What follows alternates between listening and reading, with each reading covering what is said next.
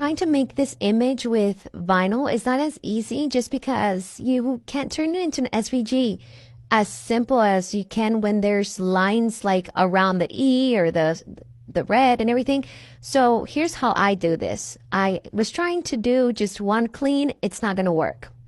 No matter how many different color tolerance numbers you use, you're still going to have to come around and clean some areas. Okay, so this is just to show that what we usually do does not work.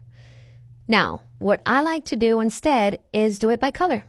So because there is no border from one color to the other, this is why I do it this way. If there was a border, then I just click on the outline, for example, of it, and then it makes it so easy. But here, we just clicked on the black part. I say Des Black.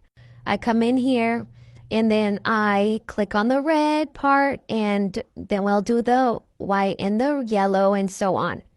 The reason I do it this way is because then you only have one click to contour, and you're able to overlap or layer however you want. So here I'm going to show you.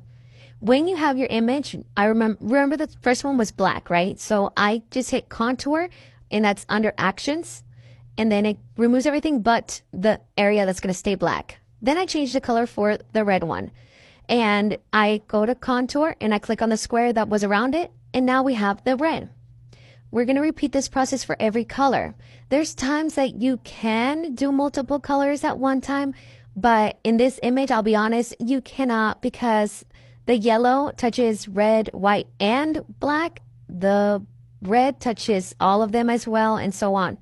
So here again, just the E, which is going to be yellow. I change the contour, and I kept removing the wrong one, but I removed the square outside, and now I only have the E, and I've turned it yellow, and you get the picture there. Last little piece will be the white. Again, I know there's remove background. I know there's converters for SVGs, but it doesn't work for every picture. And that's totally understandable, but there's always a way. And this would be an easy way to layer with vinyl. And here we go with the last piece, which is white.